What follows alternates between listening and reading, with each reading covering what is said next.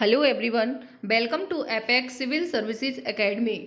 इस वीडियो में मैं आपके साथ वित्त आयोग से संबंधित जितने भी प्रश्न बनते हैं, चाहे वो एमपीपीएससी के लिए हो, यूपीएससी के लिए, एसएससी और अदर एग्ज़ाम, सभी एग्ज़ाम के लिए बहुत ही इम्पोर्टेंट है। वित्त आयोग से जो भी क्वेश्चन आएगा आप लोगों का नहीं छूटेगा। चलिए शुरू करते हैं। संविधान के किस अनुच्छेद के तहत वित्त आयोग की स्थापना का प्रावधान है?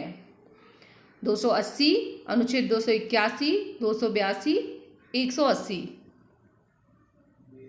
संविधान के किस अनुच्छेद के तहत वित्त आयोग की स्थापना का प्रावधान है? इसका सही आंसर है 280।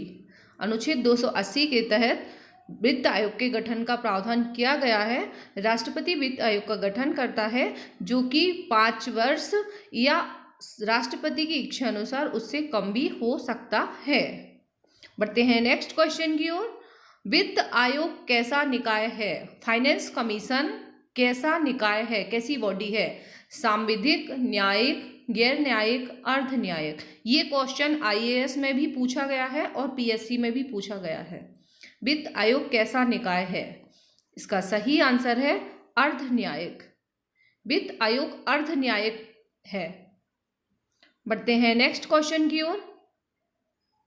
वित्त आयोग में कितने सदस्य होते हैं? 1 अध्यक्ष और 5 सदस्य, 1 अध्यक्ष और 4 सदस्य, 1 अध्यक्ष और 10 सदस्य, 1 अध्यक्ष और 9 सदस्य।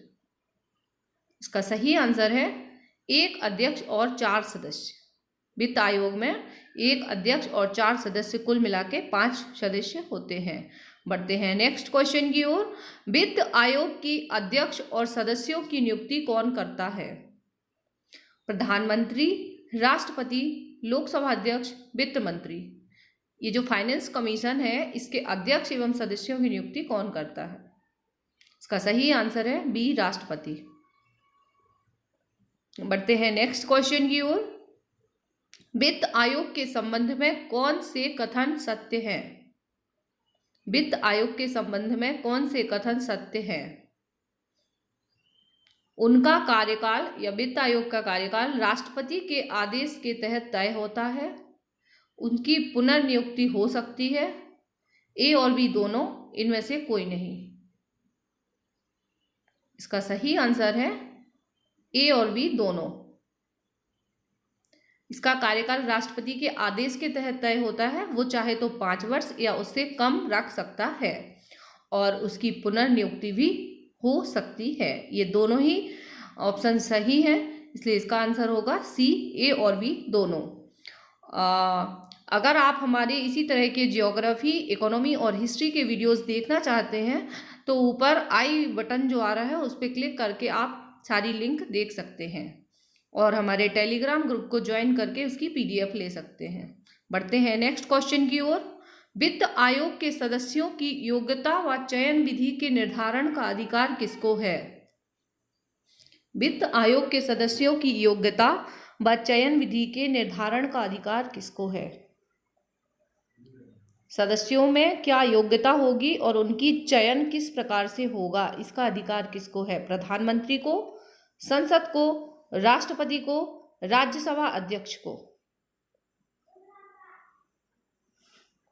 इसका सही आंसर है बी, संसद को। संसद को अधिकार है कि वो विधि बना के इनके चयन और योग्यता के संबंधित निर्धारण कर सकता है। बढ़ते हैं नेक्स्ट क्वेश्चन की ओर। वित्त आयोग के 4 सदस्यों को निम्नलिखित में से कौन सी योग्यताएं होना आवश्यक है? वित्त आयोग का जो अध्यक्ष होता है वो सार्वजनिक मामलों का विशेषज्ञ होता है। इसके अलावा जो उसके सदस्य होते हैं उनकी योग्यता के बारे में प्रश्न पूछा गया है कि इनमें से कौन कौन सी योग्यताएं होना आवश्यक है।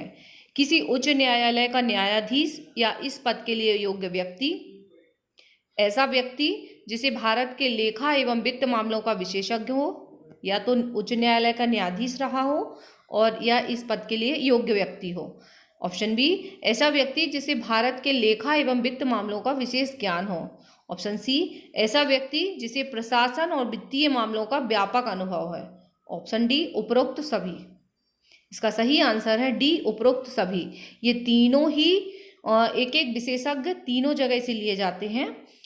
एक व्यक्ति लेखा और ऑडिट का विशेषज्ञ होना चाहिए, प्रशासन और वित्तीय मामलों का विशेषज्ञ होना चाहिए और न्यायिक मामलों का विशेषज्ञ होना चाहिए। बढ़ते हैं नेक्स्ट क्वेश्चन की ओर। वित्त आयोग भारत के राष्ट्रपति को किन मामलों में सिफारिश करता है? वित्त आयोग भारत के राष्ट्रपति को किन मामलों में सिफारिश करता है? संघ एवं राज्यों के बीच करों का वितरण,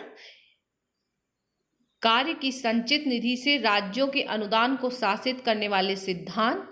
ये वित्त आयोग के कार्यों से संबंधित प्रश्न हैं। ऐसा भी पूछ सकते हैं वित्त आयोग के कौन कौन से कार्य हैं या फिर किस मामले में वो राष्ट्रपति को सिफारिश करता है। और राष्ट्रपति द्वारा आयोग को निर्दिष्ट अन्य विषय और सभी। इसका सही आंसर है डी, सभी।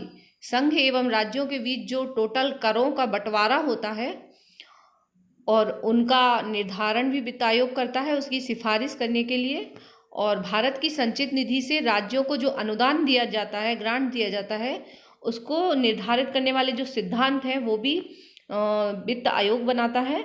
और राष्ट्रपति द्वारा आयोग को अन्य भी कोई काम जो वित्तीय मामलों से संबंधित होते हैं, जैसे राज्य वित्त आयोग स्टेट लेवल पे जो होता है उसके द्वारा जो न्यायपालिकाओं के लिए करों के वितरण से संबंधित और अनुदान से संबंधित नियम बनाए जाते हैं, उनमें उनका दिशा निर्देशन करता है। ये काम भी अन्य कार्यों में आ जाता है। बढ़ते हैं, इसका सही आंसर यहाँ होगा डी। बढ़ते हैं नेक्स्ट क्वेश्चन की ओर। आयोग अपनी रिपोर्ट किसे सौंप सकता है? आयोग अपनी रिपोर्ट किसे प्रस्तुत करता है? संसद को, राष्ट्रपति को, वित्त मंत्री को, इनमें से कोई नहीं। आयोग अपनी रिपोर्ट किसे देता है? इसका सही आंसर है राष्ट्रपति को। आयोग अपने जो भी उसकी सिफारिशें होती हैं उनसे संबंधित एक रिपोर्ट तैयार करता है और उस रिपोर्ट को राष्ट्रपति को सौंपता है। फिर राष्ट्रपति उस रिपोर्ट को संसद के दोनों सदनों में रखवाता है। बढ़ते हैं नेक्स्ट क्वेश्चन की ओर। वित्त आयोग की रिपोर्ट को संसद में कौन रखवाता है? राष्ट्रपति, प्रधानमंत्री, वित्त मंत्री, कोई नहीं। जैसा कि मैं पहले भी आपको बता चुकी हूँ लास्ट क्वेश्चन में, इसका सही आंसर है राष्ट्रपति। राष्ट्रपति वित्त आयोग की रिपोर्ट को संसद में रखवाता है। बढ़ते हैं नेक्स्ट क्वेश्चन की ओर। वित्त आयोग की सिफारिशों की प्रकृति कैसी होती है? ये सभी प्रश्न एग्जाम में पूछे गए हैं, किसी ना किसी एग्जाम में किसी ना किसी रूप में आपको मिलेंगे। वित्त आयोग की सिफारिशों की प्रकृति कैसी होती है? बाध्यकारी, सलाहकारी, औपचारिक, न्यायिक। वित्त आयोग जो सिफारिशें प्रस्तुत करता है, गवर्नमेंट को जो सिफारिश प्रस्तुत करता है, उसकी प्रकृति कैसी होती है? वो सिफारिशें कैसी होती हैं? क्या वो बाध्यकारी होती हैं या सलाहकारी या औपचारिक या न्यायिक? इसका सही आंसर है, ये क्वेश्चन आईएएस में पूछा गया है, सलाहकारी। वित्त आयोग केवल सलाह देता है, उसकी सिफारिशें बाध्यकारी नहीं होती हैं। गवर्नमेंट चाहे तो उसको लागू करे या ना करे। इसके पहले जो अभी तो योजना आयोग नहीं है, नीति आयोग है उसके बदले, पहले योजना आयोग होता था। तो योजना आयोग और वित्त आयोग के उत्तरदायित्वों से रिलेटेड बहुत ही विवादित मुद्दा हो जाता था, जिसका निपटारा भी वित्त आयोग करता था। बढ़ते हैं नेक्स्ट क्वेश्चन की ओर। प्रथम वित्त आयोग के अध्यक्ष कौन थे? केसी नियोगी, के संथानम, पीवी राजमन्नार, विजय केलकर। प्रथम वित्त आयोग। अभी तक 15 वित्त आयोग गठित हो चुके हैं और प्रथम वित्त आयोग के अध्यक्ष कौन थे? ये प्रश्न कई बार एग्जाम्स में पूछा गया है। इसका सही आंसर है केसी नियोगी। केसी नियोगी प्रथम वित्त आयोग के अध्यक्ष थे। बढ़ते हैं नेक्स्ट क्वेश्चन की ओर। प्रथम वित्त आयोग की स्थापना कब की गई थी?